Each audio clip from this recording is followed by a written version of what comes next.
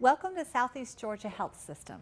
Today's health segment comes from Southeast Georgia Health System's Joint Replacement Center. Today we will feature a specialist in sports medicine who will educate us about rotator cuff tears and shoulder replacement. Stay tuned. Dr. Bo Sasser is coming up next, right here on Golden Isles TV.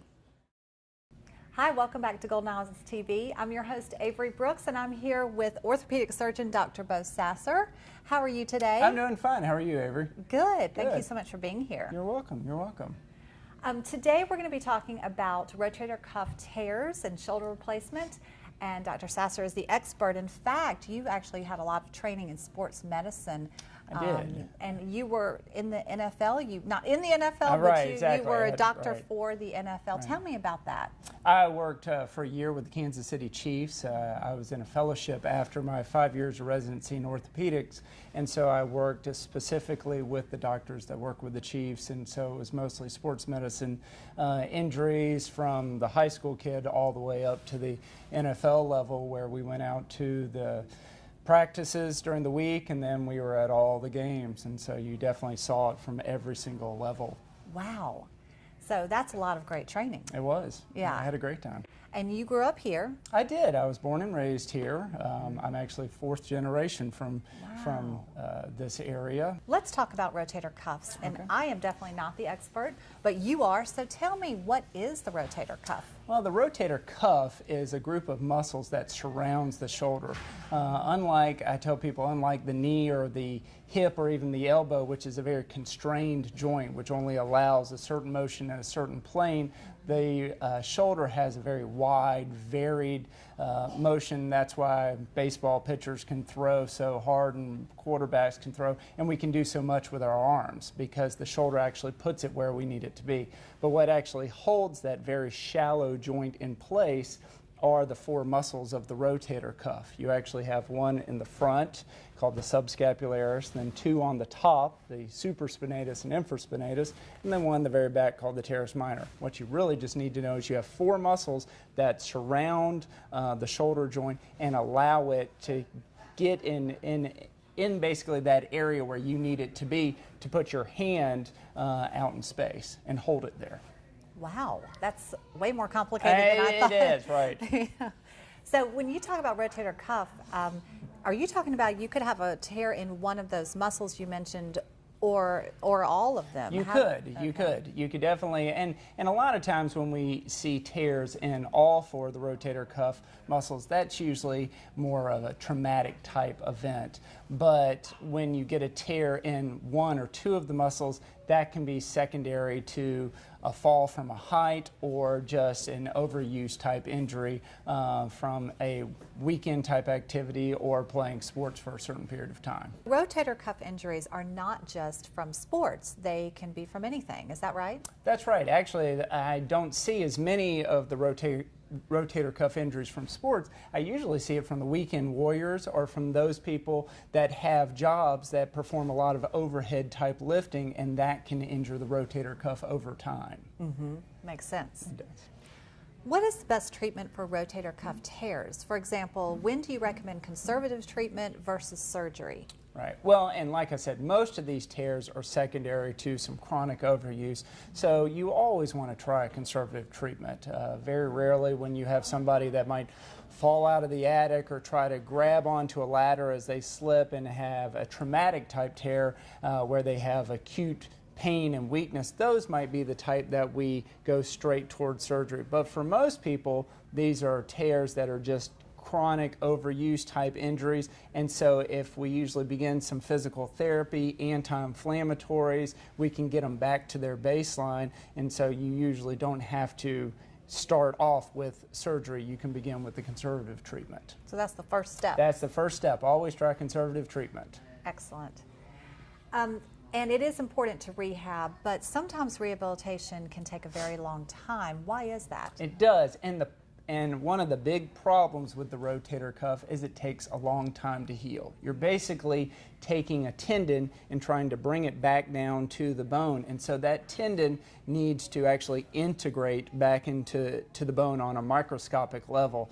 and that just takes time. We can use suture and all sorts of things to try to make it look good, but in the end, your body has to heal that rotator cuff, and so we actually need slow time and patience in order for it to heal properly. So there's actually studies out there that show it takes about anywhere from 6 to 9 months for a rotator cuff to completely heal. Wow, so that's if surgery, or even if you don't have surgery, it still takes either way. It still takes time. It still takes time. And the importance with the conservative treatment or the rehab, surgery or not, or when patients don't have surgery, is to improve those biomechanics of the shoulder. So we're trying to strengthen all the muscles around the shoulder first off and improve the mechanics of the shoulder, and then we work on strengthening that rotator cuff tendon that we've repaired. And so that takes a while. Absolutely. Tell me about, we've talked a lot about rotator cuff tears. Tell me a little bit about shoulder replacement. Well, and there's really two types of shoulder replacement. There's the standard total shoulder replacement, where if you have arthritis for whatever reason, standard wear and tear arthritis, which is much less common than we get arthritis in our hips and knees because we don't walk on our hands. But people do develop arthritis in their shoulders. It could be secondary to a rotator cuff tear. It could just be secondary to their job with a lot of overhead lifting. But to perform a standard total shoulder replacement, you need a functional rotator cuff. You have to have those 4 muscles that inscribe the whole rotator cuff in order to get the right mechanics. If you don't have that, you can actually develop what's called rotator cuff arthropathy, which is arthritic changes of the shoulder or degeneration of the shoulder joint secondary to not having the rotator cuff in place. As I told you, if you have a large rotator cuff tear and it retracts back, well, that allows the humerus, the ball, to ride up. And because it's not in the right place, it can progress and lead to arthritis. So Dr. Sasser, that sounds really painful. It is. What actually happens, not only do they develop arthritis, but they also develop the symptoms of having a large rotator cuff tear. So they develop pain in their shoulder and loss of function. In that situation, it becomes a little bit more technically difficult than your standard total shoulder replacement, which is also a big surgery, and so we have to move to what's called a reverse shoulder replacement. And that's a type of implant where you're bypassing the rotator cuff. Like I said before, when you have a large rotator cuff tear and then you've developed arthritis, that ball starts to push up against your shoulder blade, and so we actually have to improve those mechanics. So this is a type of shoulder replacement that actually acts more like a hip replacement. It's a ball and socket, and so those patients can use their large deltoid muscle to act as the rotator cuff to improve their function and decrease their pain. Wow, it sounds innovative and creative at the same time. It is. You know, it really. is. And a lot of patients, you know, with joint replacements, the main goal is pain relief, and that's great. But with shoulder replacements, they want that pain relief, but they also want that increase in their function, especially if you have a patient that's developed arthritis in their dominant arm. They don't want to just feel better, they want to be able to use that dominant arm again.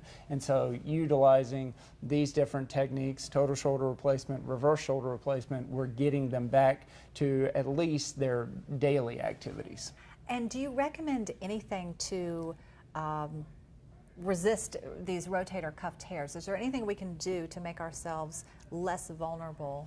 Well, and a lot of my athletes, it hasn't been sort of teased out over 30 or 40 years, but a lot of my athletes that I see have shoulder problems. It's because they do a lot of overhead type activities, play tennis,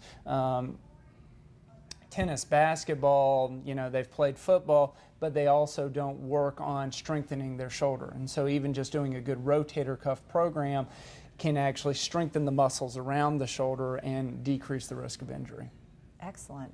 What would be an example? I'm just curious, what would be a great exercise to do to strengthen that area? Well, and a lot of times one of the easiest ones to do, I tell people, even if they have symptomatic shoulder problems, we almost all have a shower that we we take a shower, bath, or whatever. But when you're in the shower and you have that warm water running down your arm, a lot of times I tell people to put their hand against the shower door or against the shower wall, and just with their hand against the wall, work on sliding their hand up and down as far as they can. And start with the arm in front of you and do that 10 or 15 times, and then move it out. Do that 10 or 15 times, and then all the way out, and do that 10 or 15 times. So it's 3 sets of 15. And what that's doing is that's isolating the different areas of the rotator cuff. And that will actually work on strengthening the rotator cuff. You can try that first before you consider coming into a doctor or going in to get some physical therapy.